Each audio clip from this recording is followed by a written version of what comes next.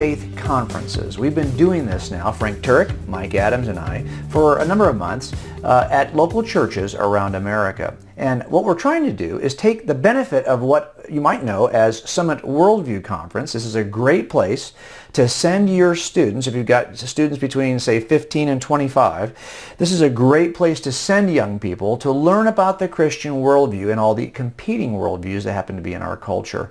And when students return from this 2-week immersion program, they are really transformed and very confident of the evidence and the case for Christianity and for how the Christian worldview can direct every thought about a number of different facets of culture.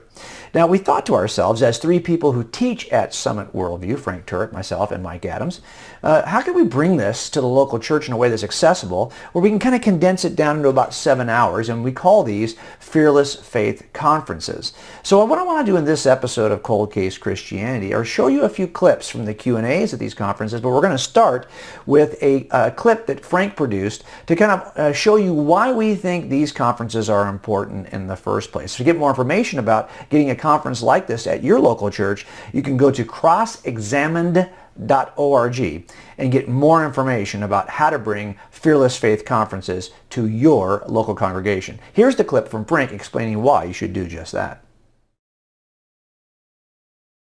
Ladies and gentlemen, I got an email from a United States Marine not long ago. He said his daughter was the top Christian student in her high school class. She won several scholarships from Christian organizations to go to college.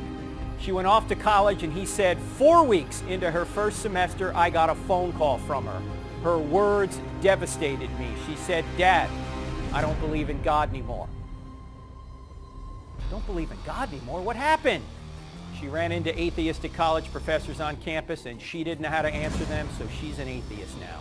Don't let that happen to you or your child. Join me and Jay Warner Wallace, the cold case homicide detective, along with Mike Adams, the UNC college professor, so you can learn why Christianity is true, how to answer what the atheists are saying, and how to stand strong for Christ in a culture that is bringing you an avalanche of ideas both on and off campus against the Christian faith. We're giving registration priority to high school and college students and their parents. If any space remains, then this event is going to be open to the entire congregation. Don't miss this unique opportunity to see why Christianity is true and how you can stand strong in this culture that's hostile to Christ. Here are the details.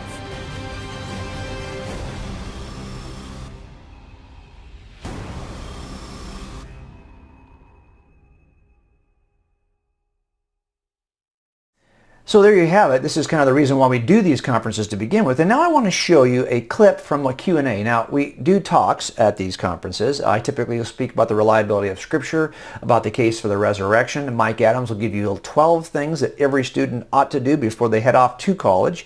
And that's in 2 separate talks. And then Frank usually talks about the evidence for truth, a case for truth rather, the evidence for God's existence, and how atheistic worldviews must steal certain elements of theism in order to make their case against theism. So those talks are available either in portions or in totality. Like, you can listen to all my talks at coldcasechristianity.com. If you start to scroll down that video page, you'll find these talks. But what I want to do in this episode is to show you clips from the Q&A, because sometimes the Q&A is the best part of these talks. So we're going to start with a short response to a question asked by somebody in the audience about the objection that is sometimes offered by atheists related to the nature of God in the Old Testament. He seems a bit angry and sadistic in some ways, in the sense that he orders the destruction of entire civilizations. How do we respond to people who find that offensive and want to know why anyone would want to worship a God who is this evil according to that definition? Here is our response at one of the Q&As at a Fearless Faith conference.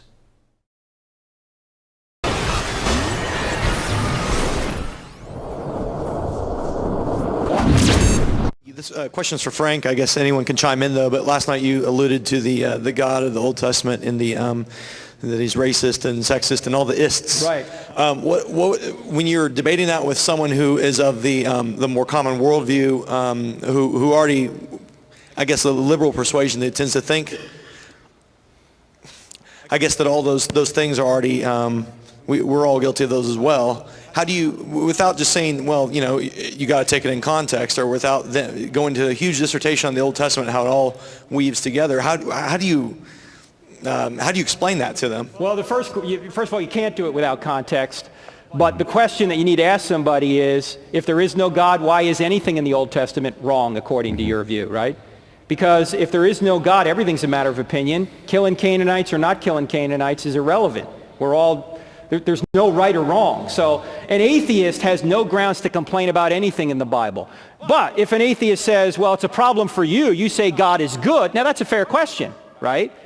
You say that's a fair question. I answer this in the book, Stealing from God. Let me just give you the 1-minute answer. So let's just take the Canaanites, for example. Does God just wake up one morning like a mafia boss and go, Canaanites, I want them dead? No, he gives reasons, right? What are the reasons the Canaanites need to be either pushed out of the land or eradicated? He says, well, they've been doing all these detestable things for years, and I've been warning them. For over 400 years, the iniquity of the Canaanites is not complete. One of the things they were doing is they were sacrificing their children on the molten hot god known as Molech. It was this metal bean that they heated up in fire, and they had this bean had its arms out, and they would put their babies on the arms of this Molech god and just basically watch the baby sizzle. And the drummers would play the drums louder so the parents in the village wouldn't hear the screams of their own kids. And God finally said, well, this needs to end. Now, on every college campus I go to, I have some atheists saying, if there is a good God, why doesn't God stop all the evil in the world? Here's an instance in the Bible where God says, enough of this, I'm going to stop it, and the atheists are complaining about it. Yeah. Right? A really good resource for this, too, is a guy named Paul Copan. Exactly. Who's just brilliant, out of Florida. And he's a philosopher, and he's written a book called Is God a Moral Monster? He's written a sequel that just came out also. So he's kind of addressed this issue in much more depth, and it's a very accessible book. It's called Is God a Moral Monster? And he'll talk about this issue, you know, the fact that God didn't just surprise you, but also he talks about some of the language that's used in the Old Testament that is allegorical. In other words, they're kind of ancient Near Eastern phrases that talk about wiping out everyone. That nothing, I mean, in reality, they don't wipe out everyone, because you see in the Old Testament, several books later, that this people group is still in the land. They still exist. So the expression about the total annihilation of this people group is part of an ancient Near Eastern allegorical statement that other ancient documents also use. So it's a combination of several things. And I want to just say this to you. Anytime someone levels an argument against Christianity that can be leveled in 140 characters on Twitter, it's tempting to try to answer the claim in 140 characters on Twitter, and that's never the case. A murder takes place in an instant, but I have to reconstruct it in front of a jury over 8 weeks with thousands of images, why? Because this is the nature of responding to the event. And so the problem I think we have is that we want to answer that kind of objection really quickly, when in fact it's a cumulative case answer, it's much more detailed, and that's why, I'll be honest with you, I don't get involved. Even if I post something online to make people aware of it, and then an atheist comes up underneath it and makes some, one-paragraph retort, I am not going to get involved in a dialogue online. I reserve these kinds of conversations to the people who I have time with, and hopefully repeated time. So it's my brother-in-law, I'm going to see him again tomorrow. That's where I make the case. If I know I've got a jury for 8 weeks, I'll make the case. If I've got 8 minutes with you, I'm probably not going to be able to go that far with you. By the way, one other thing about that, you might ask the person who brings up the objection, are you pro-abortion? If they say yes, you might say, why is it that when God kills people in the Old Testament, he's immoral, but when you kill people now, that's a moral right?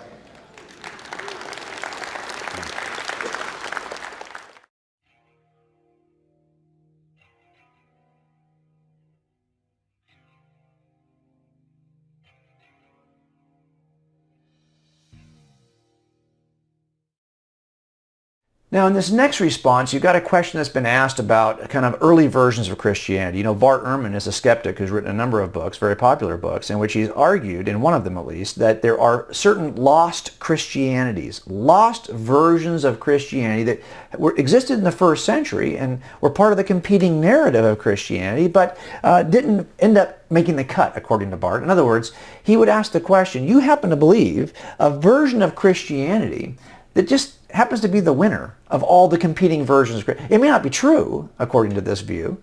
It just happens to be the one that wins at the end of the day.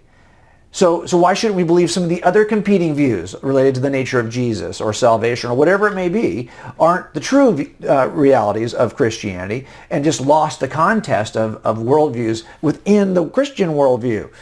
That's the question here. How do we know? Well, and this is how I'm going to respond to it, and I hope this helps you. Another one of our responses from a Q&A at a Fearless Faith conference.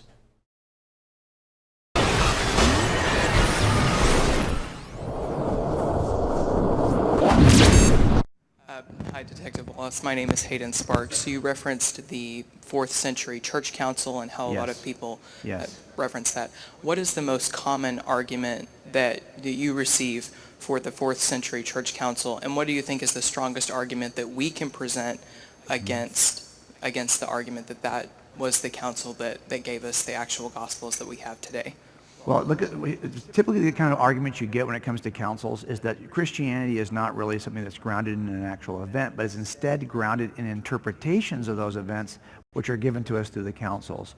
So the argument would be, well, the only reason why we believe that Jesus is divine is the result of a church council at Nicaea that decides this. As if nobody ever thought that until finally this council came together and created this version of Jesus. Were there other competing ideas about Jesus? Yeah. Read Paul's letters. I mean, this is happening within the lifetime of the disciples. People are already getting errant ideas of who Jesus is. Councils typically come together in response to heresy. So the reason why we have councils is because things begin to emerge that need to be corrected. Not as though we're creating a new version of Jesus. We're trying to stop the alternate versions of Jesus, or in this case, the Council of Laodicea. Remember, by the 4th century, we're starting to see the emergence, and the early church fathers are writing about the emergence of alternate gospels that are usually coming out of North Africa. Gospel of Thomas, Gospel of Jude. These are all these other gospels that are emerging late. So at some point, when you see that some of the churches actually starting to embrace those gospels as though they're true, it's time for all of us to get together and say, time out, guys. Those late gospels do not represent the story of Jesus. And we're going to go back and make sure we realize, why do you think we picked the gospels we picked? Look at Acts chapter 1. We're replacing Judas, right? Everyone's in the upper room. And they're saying, okay, we need someone to take Judas's place. So, okay, what are the qualifications going to be for the people who will be called disciples, the apostles, who will actually share the message? Who's going to take the 12th position? It's got to be somebody who saw Jesus and knew Jesus from the baptism all the way through the resurrection. In other words, we're looking for an eyewitness. If you're not an eyewitness, you can't be part of that 12. The same thing is true with the Gospels. The books we have in our Scripture, the first most important criteria is, were they written by people who were really there as eyewitnesses? So we have 4 Gospels. Now, well, how about Luke, though? Luke wasn't there as an eyewitness, and he tells you that. He was with Paul, but he had access to the eyewitnesses on a first-hand basis, and he says that in the first chapter of his book. Now, why is Mark's Gospel there? Well, because he's writing for Peter, who was an eyewitness. Why don't we include the Gospel of Thomas? Because we don't believe it's written by anybody who had any access to the events. And if you're wondering about that, look at the towns and the proper nouns that are used in the apocryphal Gospels, the Gospels that aren't in your Bible. You'll see that they had no idea. They didn't understand the geography of the area because they're not writing it at the time. They're writing it centuries later, usually in North Africa, and they kind of give themselves away in terms of what they don't know. So this council that comes in, say Laodicea, is really not there to create something. It's there to make sure we don't distort something. So that's where I think the confusion is, that the skeptic says, well, no, these councils actually created the dogma that you all accept. When in fact, no, these councils are an effort to protect the truth because a lot of error was arising in the church. Does that make sense?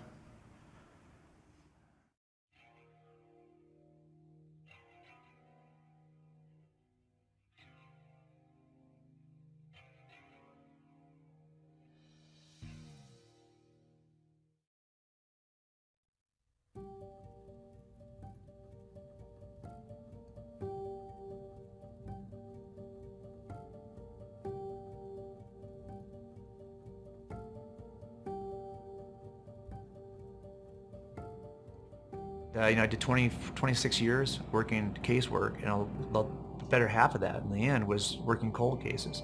And those cases got on national media. I mean, I think I've been on Dateline more than any other detective in the country.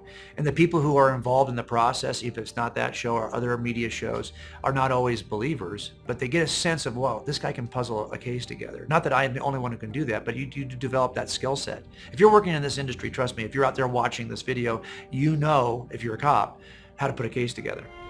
So once you've demonstrated that, I think, for people, they may not agree with your conclusion, but remember, the evidence doesn't say anything. And science doesn't say anything. It's scientists and evidence evaluators that say something. So we're all looking at the same data points. We're all looking at the same evidence. I've got to draw an inference from the evidence, and I land it this way. Now, you may not agree with my inferences, but I think you can at least respect the fact that I've done the homework of presenting the evidence so an audience can assess it for themselves. So that's why I think I have supporters who don't agree with my inferences, but they respect the process. And that's one of the things I try to do uniquely in God's Crime Scene. I'm trying to give the readers not just here are the facts, but here are how detectives assemble facts to develop a case. Here are the processes, the rules that we obey, how we put a cumulative case together. You know, how do we make cases? That's what I want you to come away with also, not just here are the facts, because you can get that out of any book. I want this to be unique in the sense that this is a book that not only gives you the data, but it instructs you on how to build a case, how to put the data together.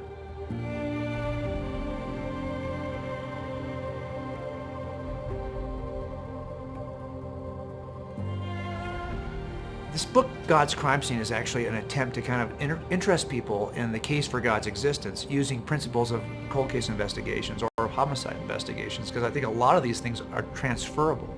This is a discipline that's transferable. As an example, typically when you walk into a death scene, not every death scene is a crime scene, because there are 4 ways to die, and only one of those is criminal.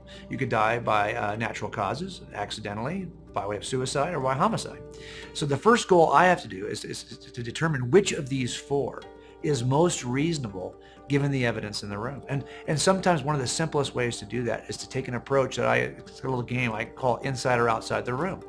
Because if you can explain all the evidence inside the room by staying inside the room, there's a good chance this is not a homicide. For example, if I've got an injury, a gunshot injury, and there's a pistol in the room, but the doors are all locked and there's no evidence of an intruder, and all the fingerprints in the room come back to the victim, and it's even the victim's gun registered to him, well, I can explain everything in the room by staying inside the room. That's going to be a suicide. And it could look kind of crazy, but it's still going to be a suicide, regardless of how it looks, because there's no evidence that I have to explain by going outside the room. If, on the other hand, I've got something in the room that I can't explain by staying in the room, I have to go outside for an explanation. Maybe that gun is not registered to him, and there's unknown fingerprints on the gun, or there's bloody footprints leading out of the house. Well, now I've got to go out of the room to get an explanation for what's inside the room.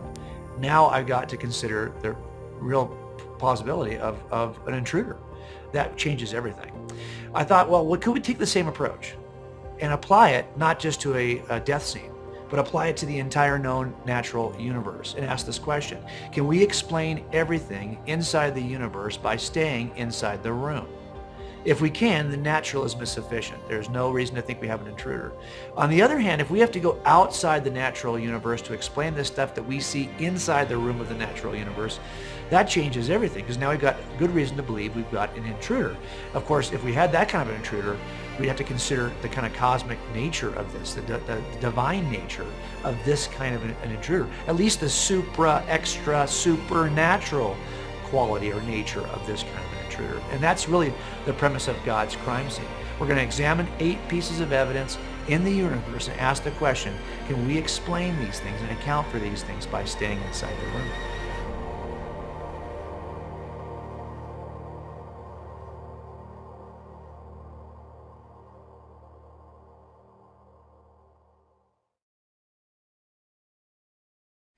Now, in this next clip, we get a chance to respond to how do you talk about God, talk about Jesus, share Jesus with your friends. If you've got friends who don't seem to be interested at all in Jesus, or maybe even are aggressively against what you have to say, Should we treat different kinds of people we encounter differently based on their level of interest? This is the nature of this kind of question as you're going to hear it here. And I actually offer a response, all of us do, but I offer a response that comes directly out of my book, which is coming up next year, called Forensic Faith, which looks at 4 attributes of detective work and applies them to the Christian worldview to help you accept your duty as a case-making Christian, and then prepares you with a skill set so you can become a good Christian case maker. And in one of these sections, I talk about the importance of jury selection. Well, that's what we're going to talk about in this answer. And you'll see, I haven't even, this is an older conference, and you will see I haven't developed the graphics that are going to be in the book. I use those now, but back in these days when I would answer this question, I'd find myself drawing on the screen, and you'll see some of that. But I think it'll suffice to help you see how we approach different kinds of people we might encounter before we begin to share what we believe as Christians. This, again, is from a Fearless Faith Q&A.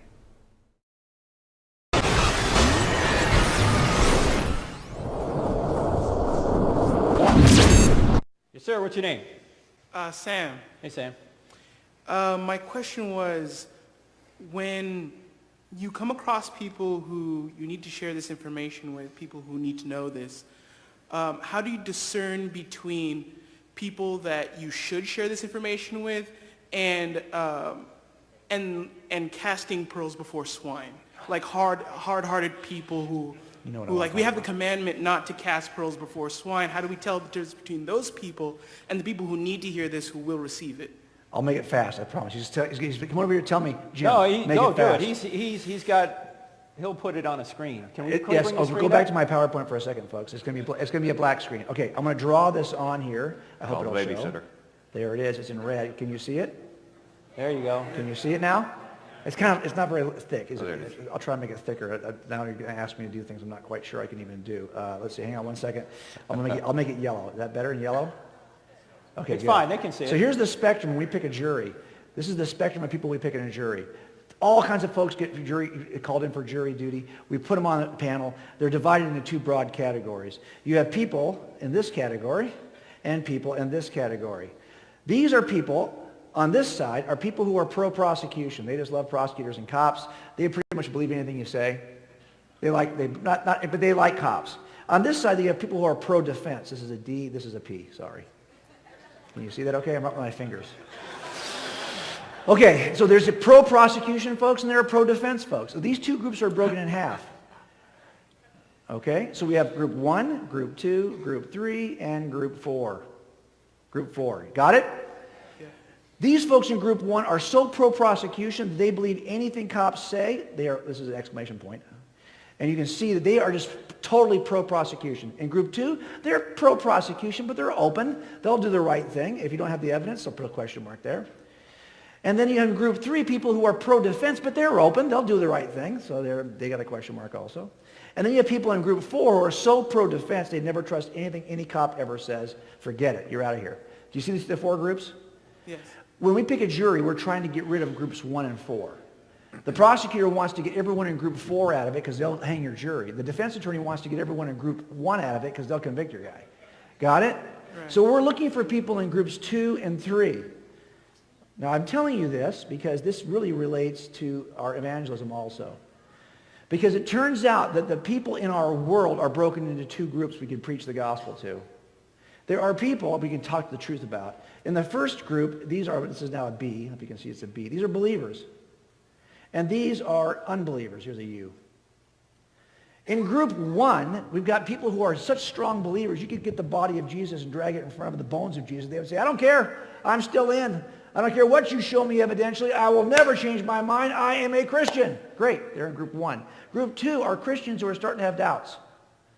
Group 3 are atheists that are starting to have doubts. And group 4 are atheists that I don't care what you say, they don't want to hear you. So how do I deal with these groups? Clearly, the groups in 2 and 3, again, are the sweet spot. But I actually want to share the truth with group 1. Because they don't even think you need to have any evidence for what you believe. But guess what? They're raising kids in their family, and they're in group 2. And you need to be ready to help the people in group 2 that are in your family. You might think, well, I don't need that. They need it. And they don't even want our books. You can buy our books. I hope you do buy our books. We'll be happy to sign our books. But guess what? You can't give our books to your kids. They're not going to read them. They don't want to hear from us. The first apologist your kids want to hear from is you. We don't need another $1 million apologist. We need $1 million $1 apologists. Got it? So you need to be doing that if you're in group 1. But of course I'm interested in group 2 and 3. Group 4 is where my dad is. And that's where I was for 35 years.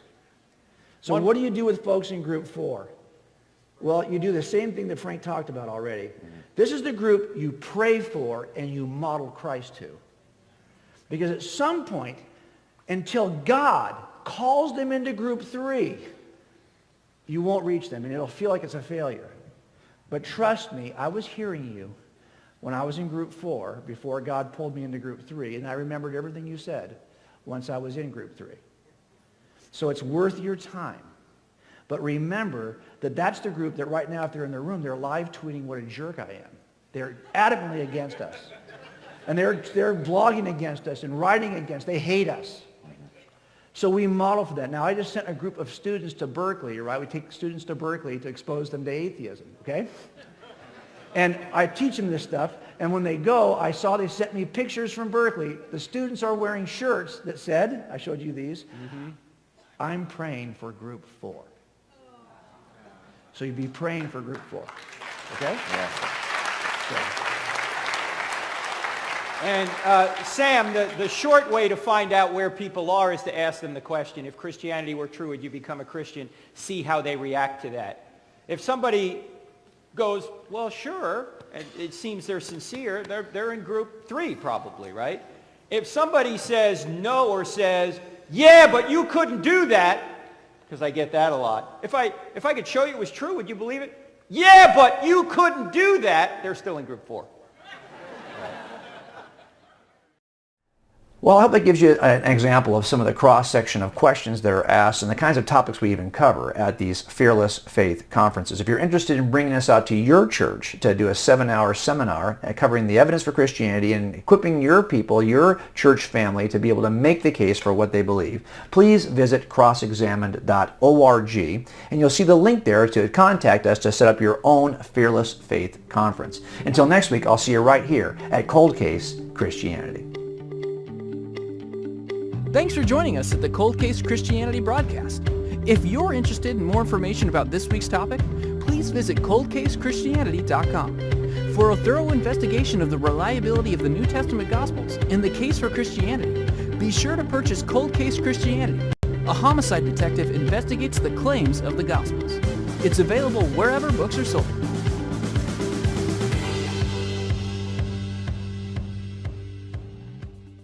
This program was made possible through your generous donations to NRB TV.